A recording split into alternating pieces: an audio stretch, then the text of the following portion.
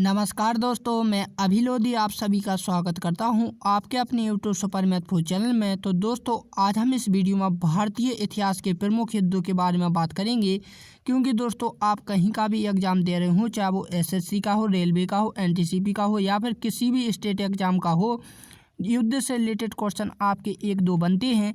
और साथ ही साथ दोस्तों, गुरुओं से रिलेटेड भी एक क्वेश्चन आता है। तो मैंने आपके लिए गुरु से रिलेटेड भी कुछ तत्व या नोट्स रखे हैं। और साथ ही साथ दोस्तों, मैंने कुछ जीके के अति से अति महत्वपूर्ण क्वेश्चन भी रखे हैं। तो आप बस सभी क्वेश्चनों को देखने के लिए शुरू से लेकर एंड तक बने रहिएगा, ताकि प्रत्येक क्वेश्चन आप लोगों की समझ में आ जाए। तो हम बिना देरी के अपनी वीडियो को शुरू करते हैं। तो सबसे पहले हम देखते हैं कि हमारे भारत में, ठीक है ना, भारतीय इतिहास के प्रमुख युद्ध। हमारे भारत में जो है, हमारा भारत वो किन देशों से लड़ा है, ठीक है ना, वो किन किन राजाओं के बीच में हुआ है, कौन हारा है, वो किस सन में हुआ, सभी की सभी डिटेल्स में आपको बताऊंगा, ठीक है ना। तो सबसे पहले जो हमारा युद्ध हुआ था दोस्तों, वो हाइडी स्पीच का युद्ध हुआ था। कितनी ईस्वी में हुआ था? 326 ईस्वी पूर्व में हुआ था। किन किन दो राजाओं के बीच में होता है? सिकंदर और पंजाब के राजा पोरस के बीच में, जिसमें सिकंदर की क्या हुई थी? विजय हुई थी। अब देखो, इससे क्वेश्चन कैसे बनेगा, वो पूछेंगे कि हाई स्पीड का युद्ध किस सन में हुआ था। तो आपको क्या याद रखना है? 326 ईस्वी पूर्व। यदि यही बात की जाए कि हाई स्पीच का युद्ध किन दो राजाओं के बीच में हुआ था, तो आपको पता होना चाहिए सिकंदर और पंजाब के राजा पोरस के बीच, ठीक है ना।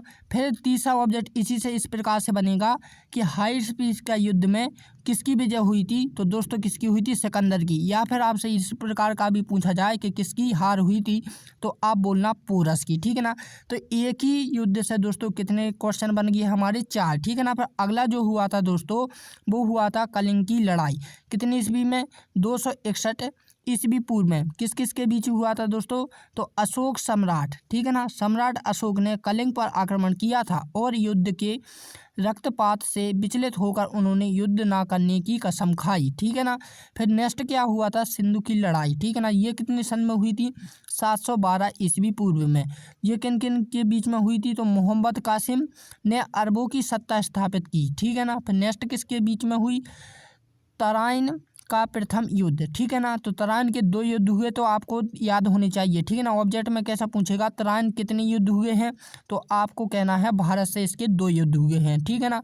तो प्रथम कौन सा है दोस्तों? 1911 ईस्वी में हुआ था, ठीक है ना। मोहम्मद गौरी और पृथ्वीराज चौहान के बीच में हुआ था, जिसकी पृथ्वीराज चौहान जी की क्या हुई थी? विजय हुई थी। तो मैंने आपको पहले ही बताया था कि इससे रिलेटेड भी आपकी 4 ऑब्जेक्ट बन सकते हैं, ठीक है ना।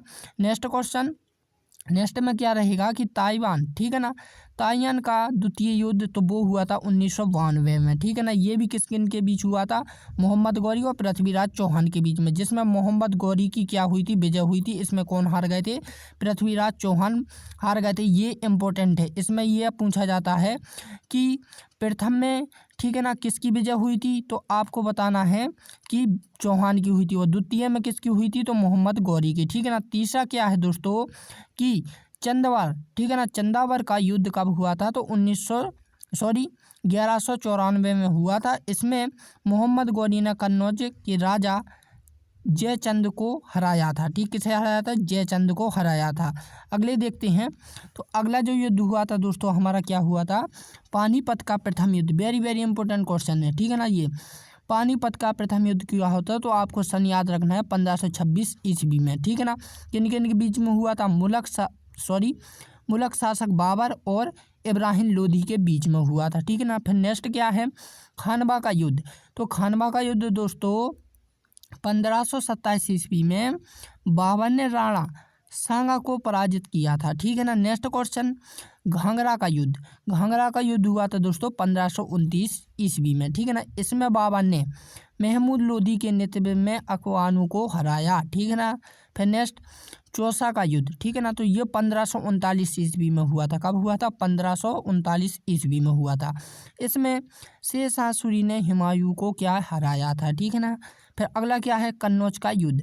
तो कन्नौज का युद्ध को दोस्तों हम बिलग्राम युद्ध के नाम से भी जानते हैं। ये इंपॉर्टेंट क्वेश्चन बनता है, ठीक है ना। ये भी इंपॉर्टेंट क्वेश्चन बनता है।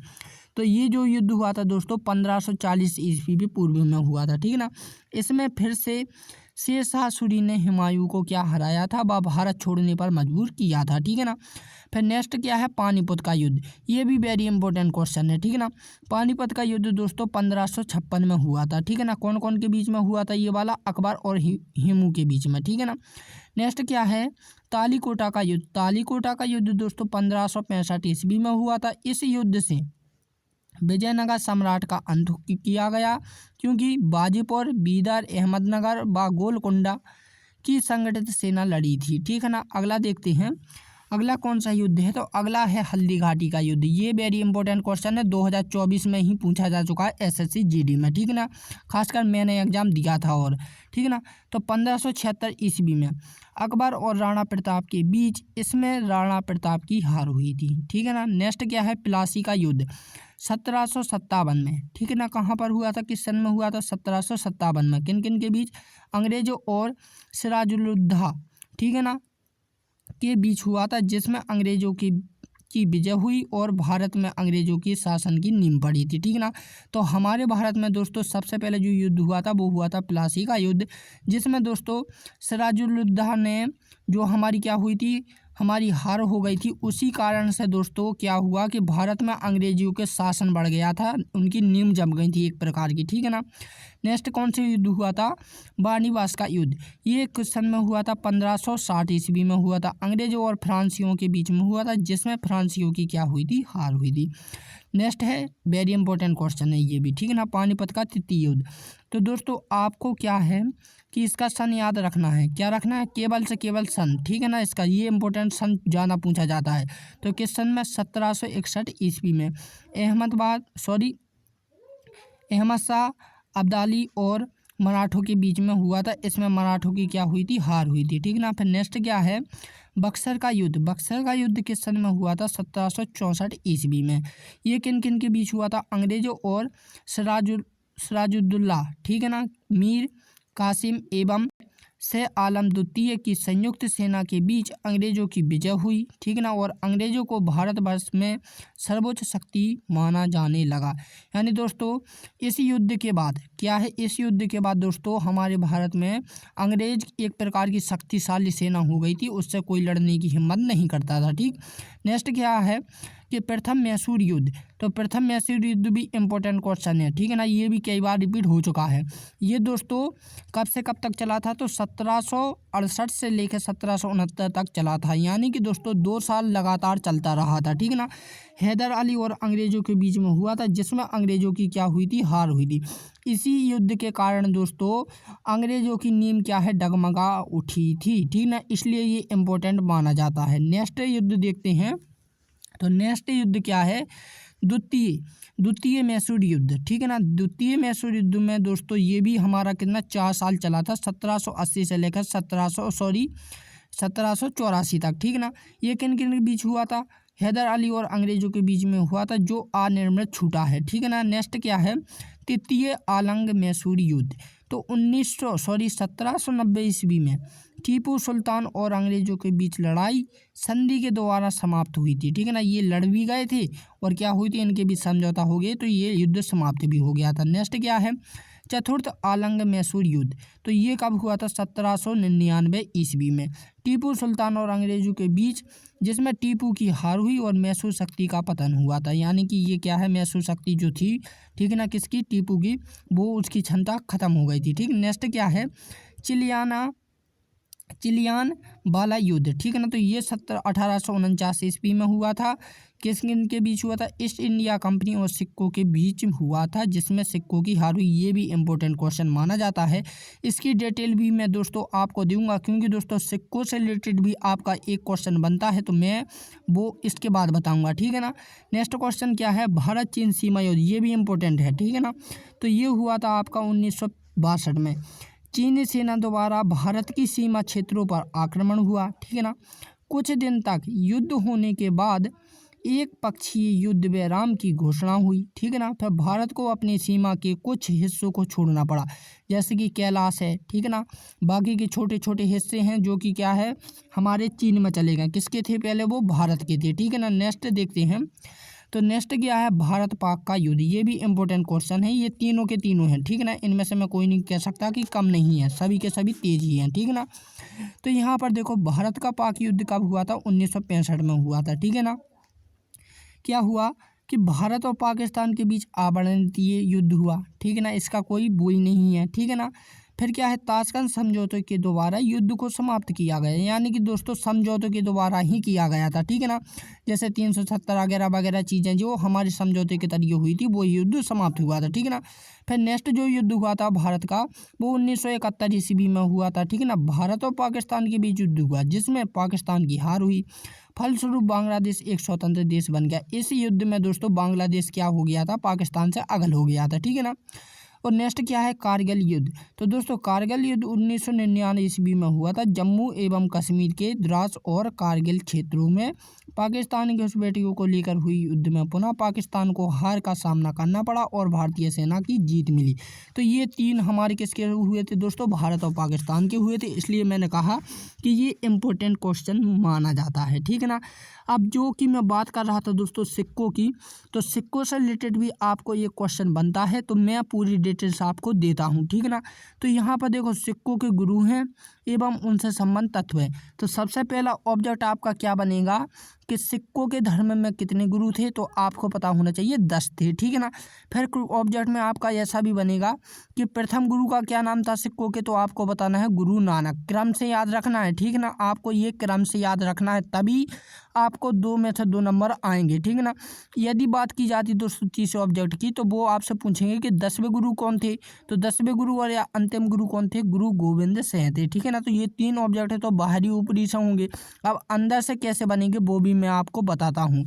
तो यहाँ पर 10 गुरु दिए हैं दोस्तों, वहाँ पर कुछ सन भी डले, उनका जन्म नहीं डला है जी, ठीक है ना, याद रखें जन्म नहीं है, नहीं तो कुछ बच्चे समझ रहे होंगे ये जन्म है, नहीं।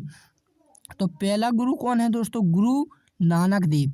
ये दोस्तों इन्होंने सिख धर्म की स्थापना की थी, किसने की थी, गुरु नानक देव ने सिख धर्म की स्थापना की थी, ठीक है ना।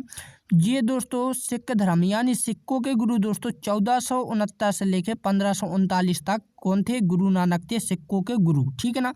तो ये वो वाला सन डरा है दोस्तों, जैसे कि दोस्तों जैसे कि प्रधानमंत्री हम मान लेते हैं कि जैसे कि 2014 से लेके दोस्तों 2000 क्या है 27 या 27 तक, ठीक है ना, 27 तक कौन रहेंगे, हमारे प्रधानमंत्री नरेंद्र मोदी।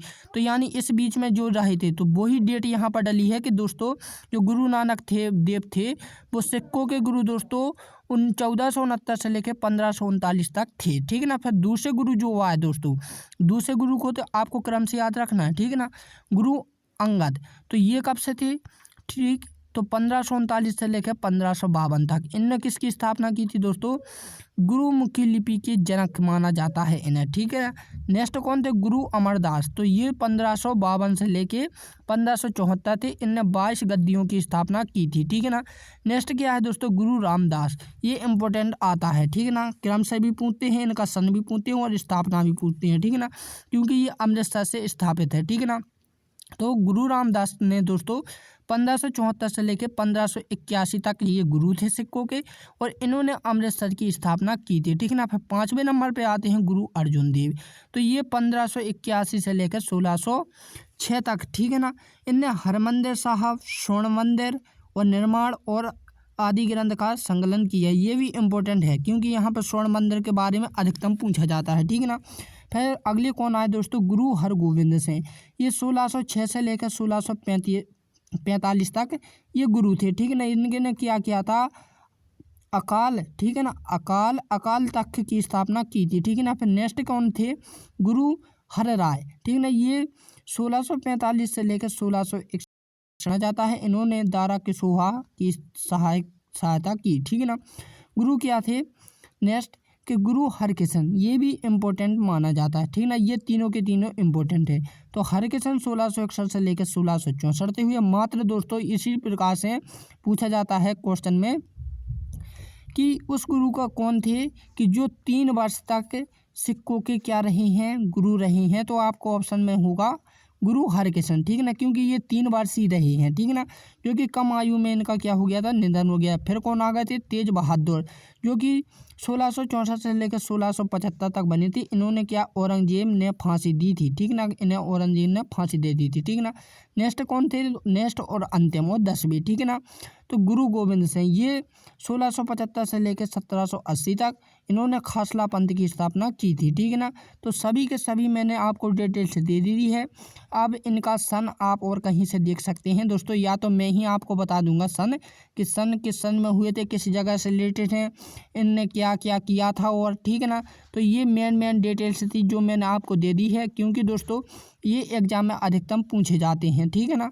तो दोस्तों अब हम बात कर लेते हैं उन इम्पोर्टेंट क्वेश्चनों की जो जीके में आते हैं, ठीक है ना।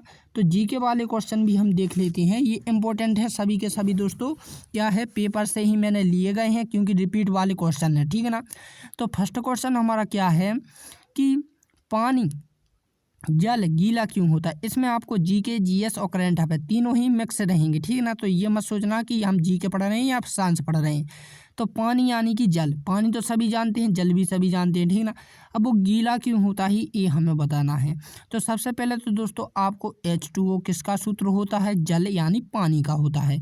ये हाइड्रोजन है, ठीक है ना। तो कुछ बच्चे कहेंगे हाइड्रोजन से होगा, कुछ बच्चे कह देते हैं ऑक्सीजन से होता है, ठीक है ना।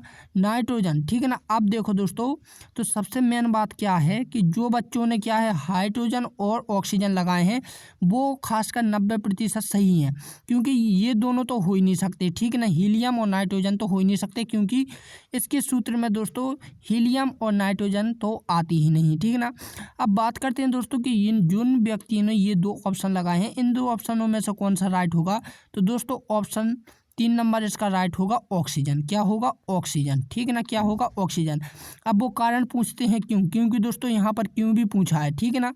क्यों, क्योंकि दोस्तों ऑक्सीजन में क्या होती है, नमी होती है। क्या होती है ऑक्सीजन में, नमी। तो क्या होती है दोस्तों, ऑक्सीजन में नमी, ठीक ना। तो आपको ऑक्सीजन ना देगा दोस्तों, यहाँ पर नमी भी हो सकता है, ठीक है ना। इसलिए मैंने आपको यहाँ पर क्यों लगाया था, क्योंकि आपको कारण भी पता होना चाहिए कि ऑक्सीजन में क्या होती है, नमी होती है, इसलिए वो क्या है, पानी गीला होता है, ठीक। नेक्स्ट क्वेश्चन, तो नेक्स्ट क्वेश्चन क्या है दोस्तों कि सौरमंडल का सबसे हल्का ग्रह कौन सा है। हल्का का मतलब है दोस्तों कि आकार में नहीं, भार में, ठीक है ना, क्या भार में। तो भार में दोस्तों सबसे जो हल्का होता है वो होता है शनि ग्रह। कौन सा होता है, शनि ग्रह। क्यों, क्योंकि दोस्तों शनि ग्रह में तेज यानी तेजाब, ठीक है ना, क्या होती है, तेजाब, ठीक है ना, तेजाब यहाँ पर बरसती है, यानी कि पूरा लिक्विड फॉर्म में होता है। और दोस्तों यदि आकार में बात की जाए तो आकार में सबसे बड़ा होता है बृहस्पति, फिर दूसरे नंबर पे आता है हमारा क्या, शनि ग्रह। क्या आता है दूसरे नंबर पर, शनि ग्रह आकार में, ठीक ना। और यदि वजन या भार में बात की जाए या हल्के में बात की जाए तो शनि ग्रह सबसे हल्का होता है, ठीक ना। और जो मंगल ग्रह है दोस्तों, मंगल ग्रह को हम लाल ग्रह के नाम से जानते हैं, ठीक है ना। तो ऑब्जेक्ट में पूछा जाता है कि लाल ग्रह के नाम से किस ग्रह को जानते हैं, तो आपको लगा देना है मंगल ग्रह, ठीक है ना। इसके बाद दोस्तों यदि बुध की बात की जाए तो सूर्य के अधिकतम निकट यानी सूर्य के सबसे निकट कौन सा ग्रह है, तो आपको कहना है कि बुध ग्रह है, ठीक है ना। यदि बात की जाए दोस्तों शुक्र ग्रह की, तो शुक्र ग्रह सबसे चमकीला और सबसे गर्म वाला ग्रह है, ठीक है ना। सबसे गर्म और सबसे चमकीला ग्रह कौन होता है, शुक्र ग्रह, ठीक है ना। और एक और आप समझ लें कि नीला, ठीक है ना, नीला ग्रह किसे कहा जाता है, तो दोस्तों वो हमारी भूमंडल यानी कि भूमि यानी कि पृथ्वी को कहा जाता है, क्या, नीला ग्रह, ठीक ना। तो देखो मैंने 3-4 इंपॉर्टेंट ग्रहों के नाम और डिटेल्स दे दी है, ठीक। नेक्स्ट क्वेश्चन देखते हैं। नेक्स्ट क्वेश्चन में क्या है कि ऐसी मिठाई का नाम बताओ जिसमें फल और फूल दोनों आते हैं। ये दरअसल दोस्तों एक पहेली टाइप का क्वेश्चन आता है आपके एग्जाम में, ठीक है ना, क्योंकि आपके सिलेबस में होता है। तो दोस्तों हमें क्या बताना, फल और फूल। तो देखो गुलाब क्या है, एक फूल है। जामुन क्या है दोस्तों, एक फल है, ठीक है ना। तो क्या हो गया, गुलाब जामुन हो गया। और क्या बन गई, वो एक मिठाई बन गई, ठीक है ना। आपने खाई होगी, कुछ सफ़ेद होती है, कोई कैसी होती है, कोई काली सी होती है, ठीक है ना। जिसने खाई हो उसे पता है, मैंने तो खाई है, ठीक है ना। नेक्स्ट क्वेश्चन में क्या है दोस्तों कि भारत का स्वर्ग किसे कहा जाता है। तो ये भी इम्पोर्टेंट क्वेश्चन माना जाता है दोस्तों, क्योंकि ये रिपीट कई बार हो चुका है। तो दोस्तों भारत का स्वर्ग जम्मू कश्मीर को माना जाता है, ठीक है ना।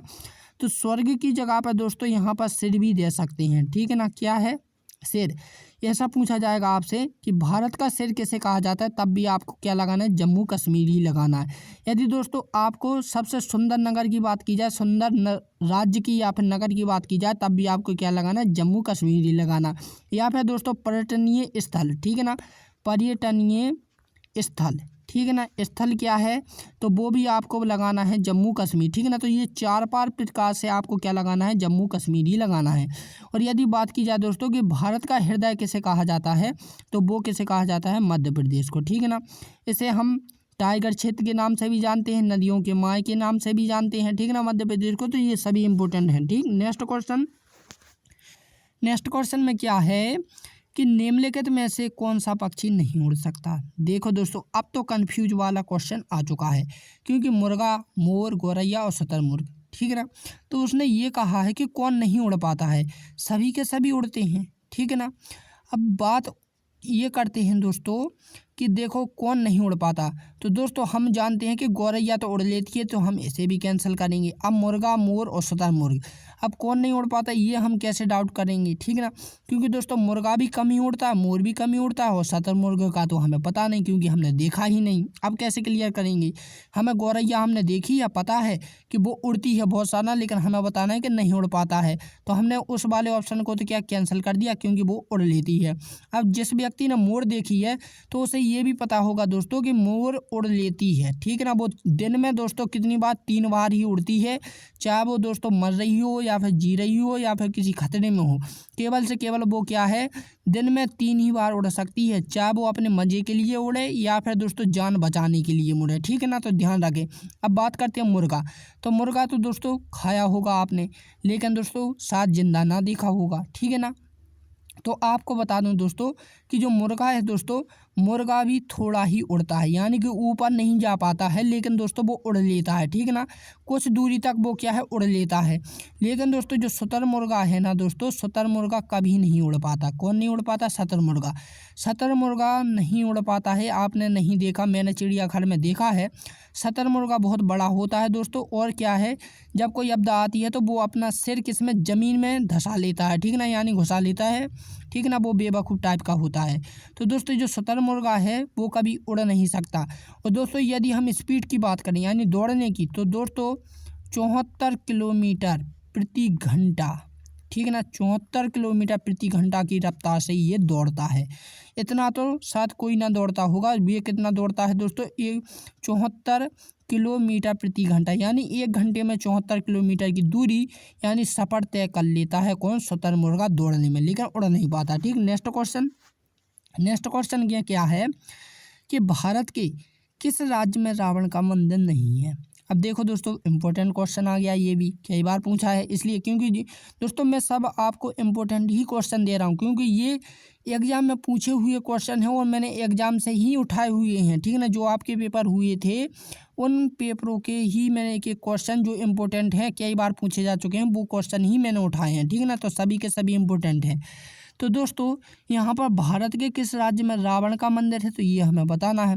तो रावण का मंदिर दोस्तों राजस्थान में है, ठीक है ना। यहीं पर किसका है दोस्तों, हमारा ब्रह्मदेव का भी मंदिर है, ठीक है ना, कहाँ पर, राजस्थान में। तो याद रखें, ठीक। नेक्स्ट क्वेश्चन से पूर्व दोस्तों कुछ हिंदी में भी आता है, ठीक है ना, हिंदी टाइप से, क्योंकि हमारे दोस्तों हिंदी, इंग्लिश और जीके, मैथ और करंट अफेयर ये सब आती है ना, अलग अलग टॉपिक। तो इसमें दोस्तों दशानन में भी आता है कि रावण को किस नाम से जाना जाता है, तो दशानन के नाम से जाना जाता है। कभी आ जाए यदि आपको, ठीक है ना, किसके, दशानन, ठीक है ना। तो किसके, हिंदी में यदि आपसे ऑब्जेक्ट में पूछ लिया जाए कि रावण को किस नाम से जाना जाता है, तो आपको पता होना चाहिए दशानन से, ठीक है ना, क्योंकि उसके 10 सिर थे। नेक्स्ट क्वेश्चन में क्या है दोस्तों कि भारत के किस अधिकारी की कार पर नंबर प्लेट नहीं होता। तो ये तो खासकर दोस्तों सभी व्यक्तियों को पता होगा कि वो राष्ट्रपति होता है। कौन होता है, राष्ट्रपति की दोस्तों कार पर कभी भी नंबर प्लेट नहीं होता है। तो इस चीज़ का आप ध्यान रखें, क्योंकि दोस्तों छोटी छोटी चीज़ें आप लोगों को पता होनी चाहिए, ठीक। नेक्स्ट क्वेश्चन की बात करें दोस्तों, तो विश्व की पहली घड़ी किस देश में बनाई गई थी। तो दोस्तों भारत में बनाई गई, इंग्लैंड, अमेरिका, रूस। अब बताइए किस में बनाई गई, ये तो आपने कई बार सुना होगा, समझा भी होगा या पढ़ा भी होगा। तो भारत की जो प्रथम विश्व जो घड़ी बनी थी दोस्तों वो इंग्लैंड ने बनाई थी। किस देश ने बनाई थी? इंग्लैंड ने बनाई थी, ठीक ना। और दोस्तों सबसे ज़्यादा, ठीक है ना, सबसे ज़्यादा विश्व में युद्ध लड़ने वाला, ठीक है ना, विश्व में सबसे युद्ध, ठीक है ना, ज़्यादा लड़ने वाला देश कौन सा है? इंग्लैंड है। क्योंकि दोस्तों हमारी भी कई बार लड़ाई हो चुकी, इन्हीं ने तो हमारे देश पर शासन किया था। तो दोस्तों इसने सर्वाधिक युद्ध लड़े हैं क्या है? देशों से, इंग्लैंड वाले ने, ठीक है ना। नेक्स्ट क्वेश्चन की ओर चलते हैं। तो नेक्स्ट क्वेश्चन में क्या है कि खून की नदी किस नदी को कहा जाता है? तो देखो दोस्तों खून माने क्या होता है? रक्त होता है, ठीक है ना। रक्त को हम दोस्तों लहू के नाम से भी जानते हैं, क्या? लहू, ठीक है ना।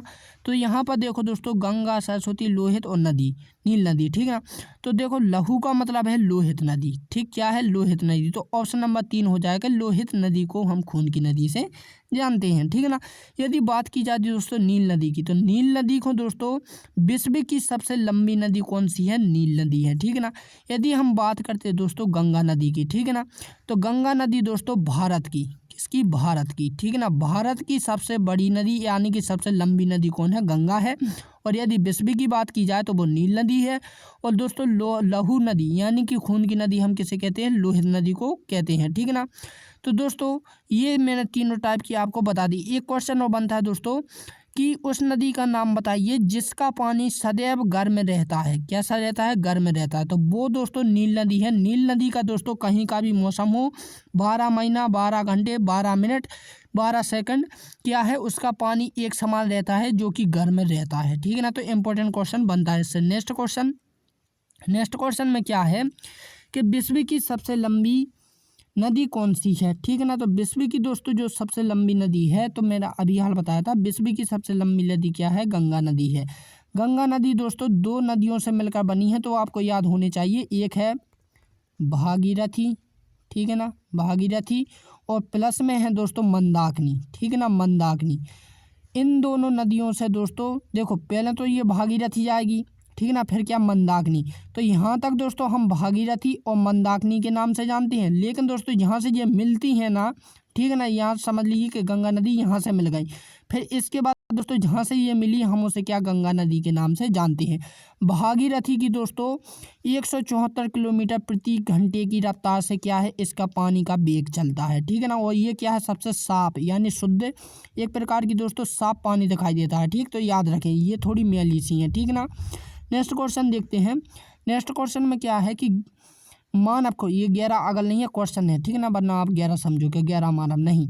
मानव खोपड़ी में हड्डियों की संख्या कितनी होती है, ठीक है ना। ये तो हमें पता है कि शरीर में होती हैं 206, ठीक है ना, बच्चों की होती हैं 250 के लगभग, ठीक है ना, 300 के लगभग, सॉरी 350 के लगभग, ठीक है ना। और दोस्तों मानव की जो खोपड़ी होती है ना, सिर होता है, उसमें कितनी होती हैं? तो आपको पता होना चाहिए 8 होती है, ठीक है ना। कितनी होती है? 8 होती हैं। ये जीएस का क्वेश्चन था। नेक्स्ट क्वेश्चन में क्या है दोस्तों कि दुनिया में सबसे ज़्यादा युद्ध किस देश ने लड़े हैं? तो मैंने अभी हाल आपको बताया था कि वो मात्र एक ही देश है जिसने क्या है सबसे ज़्यादा युद्ध लड़े हैं, वो इंग्लैंड से हैं। हमारे भारत से कई बार हुआ, क्योंकि दोस्तों हमारे भारत पर क्या है? इंग्लैंड ने राज्य किया, जो अंग्रेज थे, ठीक है ना। पाकिस्तान से भी युद्ध हुआ, ठीक है ना, जो कि इन्होंने भी उस पर राज्य किया था, यानी कि जब हमारा देश ही में क्या है? पाकिस्तान था, ठीक है ना, एक ही थे तब किया था। और रूस से भी कई बार लड़ाई हो चुकी, यानी कि दोस्तों इंग्लैंड ने एक प्रकार की दोस्तों सभी देशों से लड़ भेड़ कर ली है, ठीक है ना, इसलिए वो सबसे ज़्यादा युद्ध लड़ी हैं उसने। नेक्स्ट क्वेश्चन में क्या है दोस्तों कि किस पक्षी को रात का राजा कहा जाता है? तोता को कहा जाता है, उल्लू को, चमगादड़ या कुत्ता को? तो 1 मिनट देखो दोस्तों, कुछ बच्चे तुक्का भी लगाते हैं, तो तुक्का कैसे लगाया जाता है दोस्तों और राइट आंसर कैसे किया जाता है वो आप समझिए, ठीक है ना। जैसे कि मान लीजिए हमें इस क्वेश्चन का अर्थ या फिर आंसर हमें पता नहीं है, ठीक है ना, समझ रहे हैं ना, क्या नहीं है? आंसर पता नहीं है। तो हमें क्या करना है दोस्तों? ऑब्जेक्ट को देखना होता है। उसने पूछा गया है कि किस पक्षी, ठीक है ना, उसने क्या किया? पक्षी को रात का राजा कहा जाता है। तो देखो दोस्तों जो तोता है, तोता तो रात में नहीं देख पाता है, ये तो हमें पता है, तो ये तो होगा नहीं, ठीक ना। फिर उल्लू रात में देखता है, चमगादड़ वो भी रात में देखता है। अब बात करते कुत्ता, तो कुत्ता दोस्तों रात में देख तो लेता है, लेकिन यहाँ पर पक्षी की बात की गई तो कुत्ता भी कैंसिल हो जाएगा। अब हमारे पास बचे उल्लू और चमगादड़, और दोनों ही दोस्तों रात में देखने वाले हैं। अब हमें डाउट होना है है कि कौन सा राइट करें। तो दोस्तों आपको यदि मैं बात करूं थोड़ी मैथ में समझाऊं, ठीक है ना। यदि दोस्तों चमगादड़ रात में 1 किलोमीटर देख सकता है, ठीक है ना, कितना 1 किलोमीटर, ठीक है ना। तो दोस्तों वही उल्लू दोस्तों रात में 2 किलोमीटर देखेगा, ठीक है ना, समझ रहे हैं। यानी दोस्तों चमगादड़ की तुलना में दोस्तों उल्लू सर्वाधिक देख सकता है, इसलिए दोस्तों ऑप्शन नंबर 2 इसका राइट आंसर हो जाएगा। कौन? उल्लू। उल्लू को रात का राजा कहा जाता है, ठीक है ना, समझ गए। यानी जितना क्या चमगादड़ को दिखाई देगा उससे ज़्यादा, ठीक है ना, यानी उसका दोगुना किसे उल्लू को दिखाई देता है, ठीक। नेक्स्ट क्वेश्चन में क्या है कि विश्व की कौन सी ऐसी नदी है जो हमेशा गर्म रहती है। हमेशा का मतलब है पानी गर्म रहता है, ठीक है ना, हमेशा पानी गर्म रहता है। तो मैंने पहले ही कह दिया था कि वो नील नदी है जिसका पानी सदैव दोस्तों क्या है, गर्म रहता है। चाहे आपकी जाड़े के दिन हो, जाड़े के दिन हो, या गर्मियों के दिन हो, या फिर बरसात के दिन हो, ठीक है ना, तीनों दोस्तों उसका पानी कैसा रहता है, गर्म रहता है। तो ये इंपॉर्टेंट क्वेश्चन बनता है। नेक्स्ट क्वेश्चन में क्या है दोस्तों कि सौरमंडल का कौन सा ग्रह सूर्य के अधिकतम निकट है। तो ये भी मैंने पहले ही बता दिया था, ठीक है ना, कि सूर्य के अधिकतम निकट कौन सा है दोस्तों, बुध ग्रह है। और दोस्तों बुध ग्रह देखो, जैसे कि ये सूर्य है तो ये बुध हो गया, ये शुक्र हो गया, ये क्या हो गया, मंगल हो गया, ये हमारी पृथ्वी हो गई, ठीक है ना। तो यहाँ पर देखो दोस्तों सूर्य के निकट कौन है, बुध है। तो ये तो हमने बता दिया, बुध है दोस्तों जो सूर्य के निकट होता है। हम जानते हैं दोस्तों, समझ लीजिए आग बरसा रहा है, ठीक है, आग बरसाता है सूर्य, तो ये वाला गर्म होना चाहिए था का बुध ग्रह, उसके बाद ये वाला होना चाहिए था। लेकिन दोस्तों सबसे ज़्यादा गर्म ये बुध ग्रह ना होगा दोस्तों, शुक्र ग्रह है। क्या है, शुक्र ग्रह है, ठीक है ना, क्योंकि यहाँ पर पारा मरकरी है, ठीक है ना। तो ऑब्जेक्ट में पूछ लिया जाता है कि सबसे ज़्यादा गर्म ग्रह कौन सा है, तो आपको ऑब्जेक्ट में बताना है शुक्र ग्रह, ठीक है ना कि बुध, ठीक ना, क्योंकि वो भली निकट है लेकिन दोस्तों उससे ज़्यादा क्या है, शुक्र ग्रह है। जैसे कि मैंने आपको अभी बताया था उल्लू और चमगादड़ की कहानी, ठीक है ना। नेक्स्ट क्वेश्चन में क्या है कि 16 नहीं है ये, ठीक है ना। तो घड़ी 1 मिनट में कितने डिग्री का कोण बनाती है। तो दोस्तों घड़ी 1 मिनट में 6 डिग्री का कोण बनाएगी। कितने बनाती है, 6 डिग्री, ठीक है ना। 1 मिनट में 6 डिग्री का कोण, ठीक है ना। और 5 मिनट में 30 डिग्री का कोण, ठीक है ना। 15 मिनट में दोस्तों कितने का, 90 डिग्री का कोण, ठीक है ना, कितने, 15 मिनट में, ठीक है ना। और दोस्तों बात की जाए यदि 30 मिनट में, ठीक है ना, तो 30 मिनट में 180 डिग्री का कोण बनाती है, ठीक है ना। और यदि 12 बज जाएंगे, ठीक है ना, यानी 60 मिनट में, तो दोस्तों 60 मिनट में वैसे तो वो 360 डिग्री का कोण बनाती है, लेकिन दोस्तों 60 मिनट में वो 0 डिग्री का कोण बना देती है, ठीक है ना। तो याद रखें, कभी कभार ये 360 ना देगा दोस्तों, 0 डिग्री भी दे दिए तो आपको 0 डिग्री भी बता देना है, ठीक है ना, क्योंकि 0 डिग्री, क्योंकि दोस्तों जहाँ से वो जाती है वहीं पर घूम जाती है, तो इसका मतलब है वहाँ पर वो 0 हो गई, ठीक है ना, इसलिए। नेक्स्ट क्वेश्चन दोस्तों आपको मैथ से रिलेटेड क्वेश्चन आ चुके हैं। तो मैथ से रिलेटेड क्वेश्चन दोस्तों इंपॉर्टेंट है, क्या मैं अभी इसी वीडियो में बताऊं या फिर अगली वीडियो में बताऊं, क्योंकि दोस्तों ये वीडियो बहुत लंबी होने वाली है, ठीक है ना। तो ये क्वेश्चन मैं आपको बता देता हूँ, फिर बाकी के क्वेश्चन मैं आपको स्क्रीन पर दिखा दूंगा, इसके आप क्या है घर पर कीजिएगा, और ना हो तो मैं अगली वीडियो में बताऊंगा। तो यहाँ पर देखो क्या पूछा है कि एक भिन्न के अंश की अपेक्षा उसका हर एक अधिक है, ठीक है ना। यदि अंश और हर दोनों में से एक घटाया जाए तो भिन्न 0.5 के बराबर हो जाती है। भिन्न कितनी होगी, ये RRC ग्रुप डी और हाजीपुर 24/11/2013 में पूछा जा चुका है। आप चाहे तो गूगल पे सर्च कर सकते हैं। जितने भी क्वेश्चन मैंने बताए हैं वो सभी के सभी रिपीटेड क्वेश्चन है और एग्जाम में पूछे वाले क्वेश्चन ही है, ठीक ना। अब देखो कुछ बच्चे का इशू यानी प्रॉब्लम क्या होता है दोस्तों कि उन्हें मैथ समझ में नहीं आती है। अब मैथ क्यों नहीं आएगी समझ में, जैसे कि मैंने पढ़ा और करना शुरू कर दूंगा, ठीक है ना। तो इस टाइप से नहीं की जाती है मैथ को, ठीक है ना। तो मैथ को कैसे करना होता है प्रॉपर हमें समझ में आना चाहिए, ठीक है ना। प्रॉपर का मतलब कैसे, तो देखो जब आप क्वेश्चन को देखें तो सबसे पहले तो आपको क्या होता है, देखना होता है। देखने के बाद हमें एक बार पढ़ना है, तो हमने एक बार पढ़ लिया, ठीक है ना। उसके बाद हमें सोचना है कि क्वेश्चन क्या कह रहा है और हमें क्या करना है, ठीक है ना। तो देखो जैसे कि हम क्वेश्चन को पढ़ते हैं, ठीक है ना, और फिर करते हैं। तो एक भिन्न के अंश की अपेक्षा क्या है, एक भिन्न है, कोई सी भी भिन्न है, हम चार ऑब्जेक्टों को मान लेते हैं कि ये क्या है, एक भिन्न है, ठीक है ना, कोई सी भी। उसका हर क्या है, एक अधिक है, किससे, अंश से, ठीक है ना। जैसे 3/4 क्या है, एक भिन्न ऑब्जेक्ट बन गई, ठीक ना। तो ये क्या है, अंश है, तो अंश से हर क्या है, एक अधिक है। इसी प्रकार दोस्तों यहाँ पर भी देखो दूसरे में, यहाँ पर 4/5 है, तो यहाँ पर भी दोस्तों अंश क्या है, हर से एक अधिक है। इसी प्रकार 2/3 में भी दोस्तों अंश क्या है, हर से एक अधिक है। इसलिए दोस्तों इसमें भी, यानी कि दोस्तों इतना जो हमारे पास दिया हुआ है क्वेश्चन में, ये तो हमारे ऑब्जेक्ट में ऑलरेडी पहले से देकर रखा है, ठीक है ना। अब हम आगे बढ़ते हैं। यदि अंश और हर दोनों में से कितना, एक घटाया जाए, यानी कि दोस्तों सबसे पहले हम ऑप्शन नंबर ए को लेते हैं, ठीक है ना। तो 3/4, ठीक ना, इसमें से जब हम एक घटाएंगे हर में से और अंश में से, तो ये कितना बचेगा, 2/3, ठीक है ना। घटाएं तो भिन्न 0.5 के बराबर हो जानी चाहिए। तो वो भिन्न कौन सी है, यानी कि दोस्तों इसे जब हम सॉल्व करें तो हमारा रिजल्ट कितना आना चाहिए, 0.5 आना चाहिए, तभी वो सही माना जाएगा ऑब्जेक्ट, ठीक ना। जब हम इसमें भाग देंगे दोस्तों तो 0 पॉइंट के लगभग में दोस्तों ये कितनी हो जाएगी, 6 के लगभग में आएगी, जबकि हमें चाहिए कि ना 0.5। तो हमारा ऑप्शन नंबर क्या है, एक नहीं हो सकता, ठीक ना। अब यही लॉजिक जब हम इसमें लगाएंगे दोस्तों, ठीक ना, तो लॉजिक हमारा क्या है, वही रहेगा, हमें बस ऑब्जेक्ट बदल दिया, ठीक है ना। तो 4/5 हमें अंश में से भी एक और इसमें से भी एक माइनस करना है, तो ये कितना, 3/4। जब हम इसे भी दोस्तों बात करेंगे तो ये 4×7=28, यानी कि कुछ के लगभग में आएगा, लेकिन हमारा 5 नहीं आया, तो ये वाला भी क्या हो जाएगा, कैंसिल हो जाएगा। अब जब हम थर्ड में लगाएंगे दोस्तों यही वाला, तो ये वाला जब हम थर्ड में लगाएंगे दोस्तों इसमें, ठीक ना, 2/3 में, तो 2/3 में से -1, तो ये कितना, 1/2 हो जाएगा। जब हम इसे सॉल्व करेंगे तो 0 पॉइंट कितना आ जाएगा, 5 आ जाएगा। तो देखो ये हमारा क्या होगा, राइट आंसर होगा। तो हम कह सकते हैं कि ऑप्शन नंबर 3 इसका राइट आंसर होगा कि वो भिन्न कौन सी होगी, 2/3 होगी। क्या इसमें कोई दिमाग लगाने की ज़रूरत पड़ी, नहीं ना।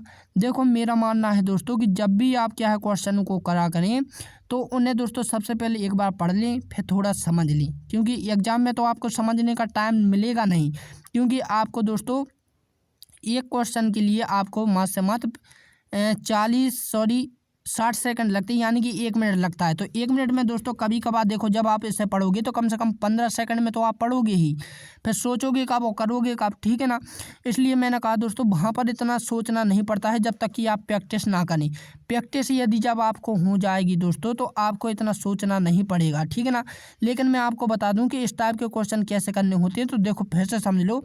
सबसे पहले आपको एक बार पढ़ लेना है, ठीक है ना। उसके बाद दोस्तों आपको पढ़ते पढ़ते सॉल्व करते चलना है, ऐसा नहीं कि आप एकदम से करें, ठीक है ना। देखो जब भूख लगती है दोस्तों तो हमें आराम आराम से खाना चाहिए, ना कि दोस्तों दोनों हाथों से, ठीक है ना। इसी प्रकार दोस्तों जब आप क्वेश्चन को करें तो आपको इतना पढ़ लिया, फिर आपने कर लिया हाँ कि एक भिन्न अंश की अपेक्षा उसका हर है, तो हमने इतना वाला कर लिया था, ठीक है ना। फिर उसके बाद हमें आगे बढ़ना है, ठीक है ना। ये उसमें से एक घटाया अंश और हर में से, तो हमने घटा लिया था, ठीक है ना। उसके बाद हमें रिजल्ट मिल गया था। तो इस प्रकार से दोस्तों थोड़ा सोच समझ कर और आराम आराम से करना चाहिए, ठीक। नेक्स्ट क्वेश्चन, तो नेक्स्ट क्वेश्चन दोस्तों ये रहा, ठीक है ना। फिर इसके बाद दोस्तों अगला जो क्वेश्चन है, अगला क्वेश्चन रहा, ठीक है ना। आप स्क्रीनशॉट और इन्हें नोट करते चलें, क्योंकि ये मैं क्वेश्चन आपको कल कराने वाला हूँ, ठीक है ना। लेकिन दोस्तों आपने अभी तक लाइक और सब्सक्राइब नहीं किया है, तो इसके लिए दोस्तों मैं आपसे बहुत नाराज़ हूँ। प्लीज़ लाइक और शेयर जरूर करते चलें, ठीक है ना। पूरी दम लगाकर शेयर और लाइक जरूर करते चलना, ठीक है ना। तो इन क्वेश्चनों को मैं दोस्तों आपको कल उपलब्ध कराऊँगा। तो दोस्तों अब हम मिलते हैं अपनी अगली वीडियो में, तब के लिए जय हिंद एंड जय भारत।